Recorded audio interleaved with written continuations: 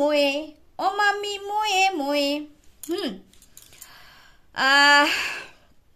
সকালে যে ভিডিওটা দিয়েছি সেখানে অনেকেই আমাকে বলেছে আমি নাকি রোগা হয়েছি। কি জানি কতটা রোগা হয়েছি, তবে তেমন কিছুই নয়, হাঁটা চলা করি আর হচ্ছে ওই মিষ্টিটা একটু কম খাচ্ছি। যাই হোক, লাস্ট খেয়েছি খাদ্য মেলায়, সেখানে একটু বেশি পরিমাণেই মিষ্টি খেয়েছি, যে ভিডিওটা আজকে আমি দিয়েছি আমার মাই লাইফ স্টোরি ব্লগে। ঠিক আছে, তো জানি না, তোমরা বলছো যে আমি নাকি রোগা রোগা হয়েছি, তো কতটা হয়েছে আমি বলতে পারবো না। ঠিক আছে, তো ভিডিওটা হচ্ছে আমাদের মামি মোয়ে মোয়ে।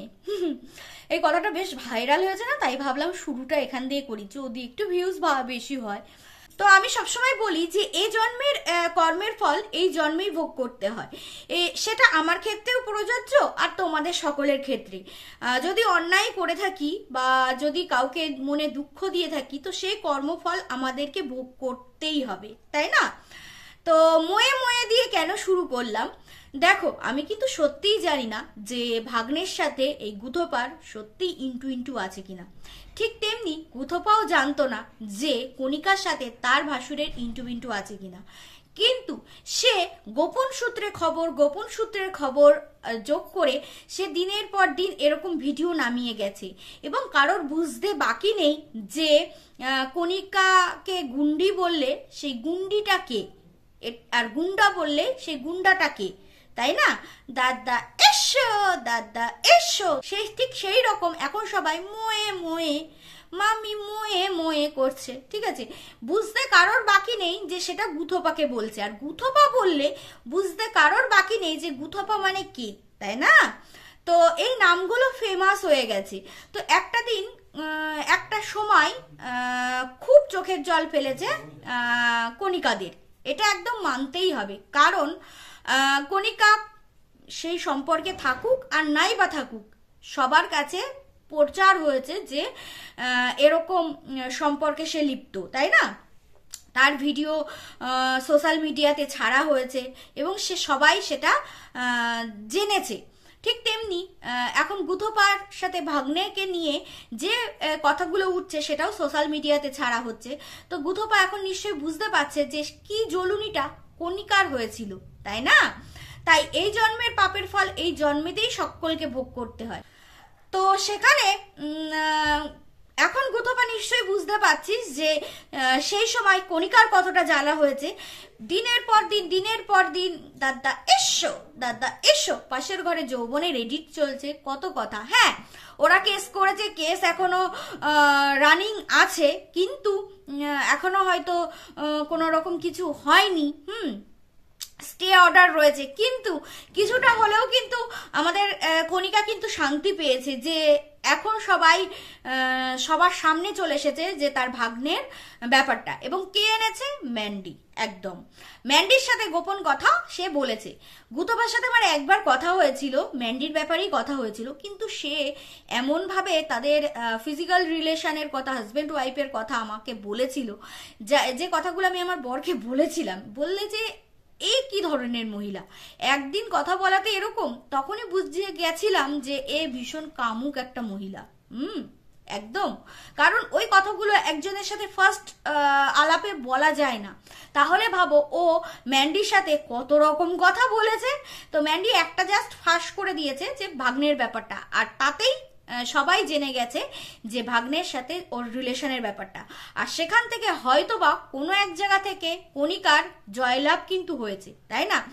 আমি বলতে পারবো না ভাগ্নের সাথে সত্যি সত্যি রিলেশন আছে কিনা, আমি বলতে পারবো না যে কণিকার সাথে তার ভাসুরের সত্যি সত্যি রিলেশন আছে কিনা, তবে হ্যাঁ, কোনো একজনের সাথে গুথোপার রিলেশন ছিল এবং সে রিলেশন রেখেছিল, সেটা গুথোপা নিজে স্বয়ং স্বীকার করেছে। ঠিক আছে, তো এখন এই মোয়ে মোয়ে বললে, মামি মোয়ে মোয়ে, তো এই কথাটা বললে বেশ হচ্ছে ট্রেন্ডিং এ চলছে। তো গুথোপা এখন নিশ্চয়ই বুঝতে পারছে যে কণিকা সেই সময় কতটা কষ্ট পেয়েছিল, তাই না?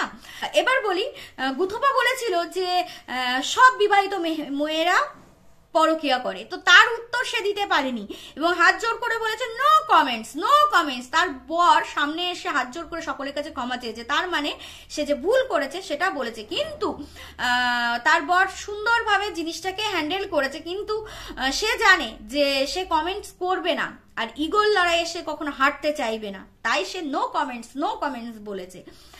মিট আপের কথা বলছি। এই গেল গুথপার কথা। এবার বলি আমাদের রণদীপদার কথা। রণদীপদার এই শীতে খুব কষ্ট হচ্ছে। ইয়েস, গতকালকে প্রচুর শীত পড়েছে, পুরো হাড় কাঁপানো শীত। ওই যে পৌষ সংক্রান্তিতে সে পুরো হাড় কাঁপানো শীত পড়েছে একদম। তো রণদীপদার খুব কষ্ট হচ্ছে। রণদীপদার ব্যাটারি ডাউন হয়ে গেছে। থুড়ি থুকি, রণদীপদার ব্যাটারি নয় কিন্তু, মানে রণদীপদার গাড়ির ব্যাটারি শীতে ডাউন হয়ে গেছে, তাই তাকে আবার চার্জ দিতে হবে। তো রণদীপদা, তোমার বউ তো একটা ওই থুড়ি থুকি, এখানে তো ভুল বললাম, তো মানে এক্স বউ, তাই তো? এখনো তো এক্স বলবো নাকি প্রেজেন্ট বলবো জানি না, তবে সে তো আবার নতুন গাড়ি কিনবে, তাই না? সে যা মালকড়ি জমিয়ে রেখেছে, তা সে এখন তোমার ওই ব্যাটারি, মানে তোমার ওই গাড়ির ব্যাটারি যদি এখন ডাউনে যায়, কোনো কিছু করো না, বুঝলে? শীত লাগে, একটু সহ্য করো, তাই না? বউ নাই বা পাশে থাকলো, কিন্তু বউয়ের মাল্লুটা, মানে টাকাটা তো পাশে আছে, তাই না? যার জন্য তুমি ঘরে পুট্টি করতে পারছো, সামনেও টাইলস বসাতে পারছো, দেওয়ালে, সামনের দেওয়ালে টাইলস বসাচ্ছ, তারপরে হচ্ছে কালার হচ্ছে সুন্দর, তাই না? সেখানে বউ নয় শীতে লেপ গরম নাই বা করলো, আর ব্যাটারি নয় একটু ডাউন হয়ে গেল, মানে তোমার গাড়ির ব্যাটারি, কেউ খারাপ সেন্সে নেবে না, ঠিক আছে?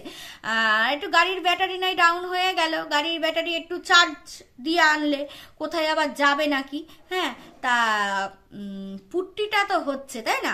কত কিছু হয়ে যাচ্ছে, ঘরটা তো সাজানোর জন্যই কত কিছু করলে। তা বলি কি, ওই চালুনি বলে ছুচি, তোর পশ্চাদে কেন ছেদা। তা ওই তোমার বউ ওই বাংলাদেশের ওই চ্যানেলটাকে স্ট্রাইক দিয়েছে বলে তোমার খুব দুঃখ লেগেছে, খুব দুঃখ লেগেছে। ভগবান বিচার করবে বলছিল না, তুমি বৈশা বৈশা বলছিলা। তা বলি কি রণদীপদা, তুমিও তো স্ট্রাইক দিয়েছো শিল্পীদিকে, সেই বেলা তো চালুনি বলে ছুচি, তার পশ্চাদে কেন ছেদা। তুমি যদি না দিতে তাহলে বলতে পারতে, তুমি তো একই পথের প্রতীক। হ্যাঁ, তুমি একটা দিয়েছো, সে তিনটে দিয়েছে, সে যাই হোক, তুমি তো সেই পথেরই পথিক, তাই না? তো সেক্ষেত্রে তুমি কি করে বলতে পারলে যে তোমার বউয়ের দোষটা ধরতে পারলে?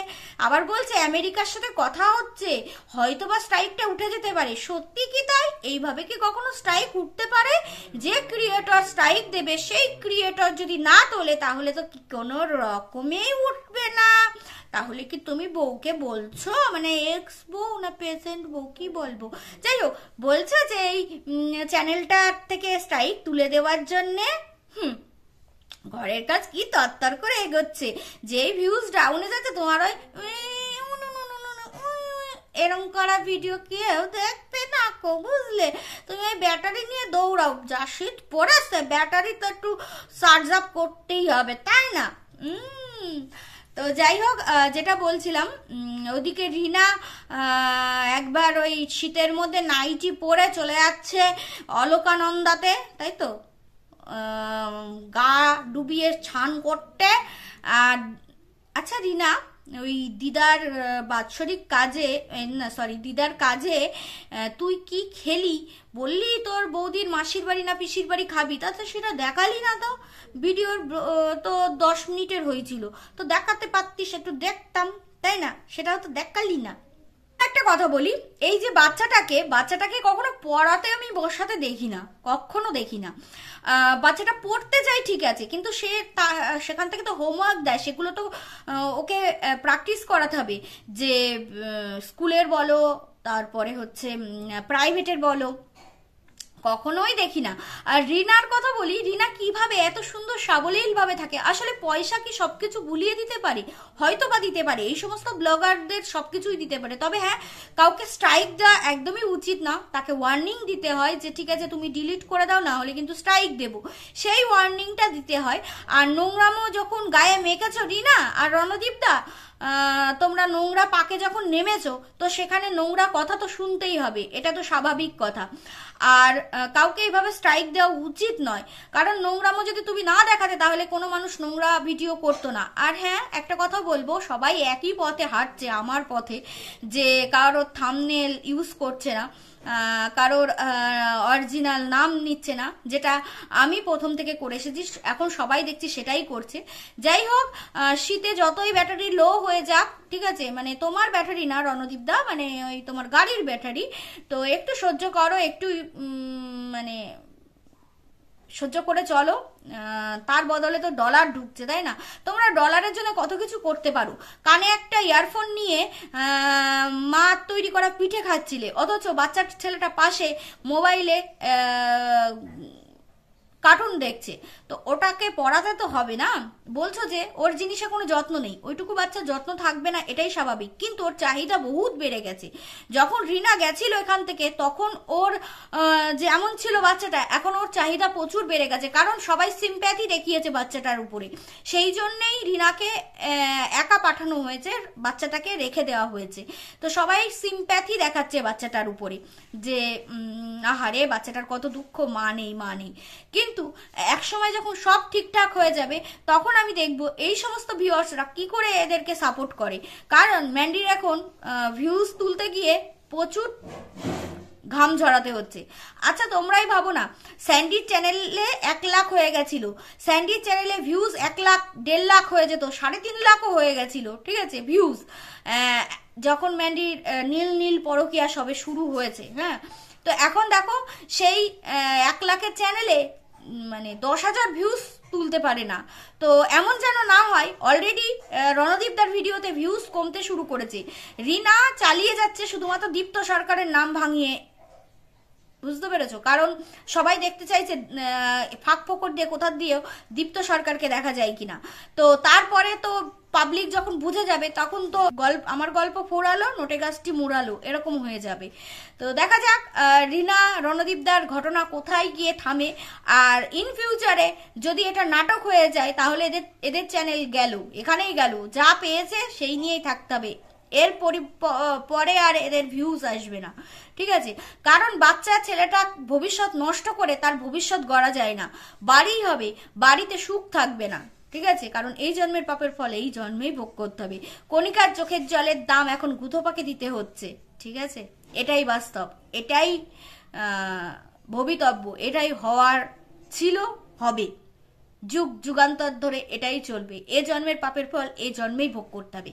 কণিকাকে যা যা কথা বলেছিল, শুধু কণিকাকে কেন, অনেককেই গুতবা ডিজিটাল ভিখারি বলেছিল, কারণ ইউটিউব থেকে টাকা চেয়েছিল, সেটা কাকুলি দিকে, জয়শ্রী দিকে, তারপরে হচ্ছে লাস্টে রণদীপ দাকে, সকলকে ডিজিটাল ভিখারি বলেছিল।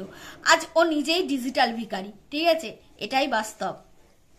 তো চলো, মামি মোয়ে মোয়ে, সঞ্জয়দার এই মোয়ে মোয়ে কথাটার সাথে এই মামি মোয়ে মোয়ে এই কথাটা বেশ আমার লেগেছে। তো তোমাদের কেমন লাগলো ভিডিওটা অবশ্যই কমেন্টসে জানাবে। আর হ্যাঁ, লাইক করতে ভুলো না, চ্যানেলে নতুন হলে অবশ্যই চ্যানেলটা সাবস্ক্রাইব করে দিও, কারণ তোমাদের ছাড়া আমরা এগোতে পারবো না।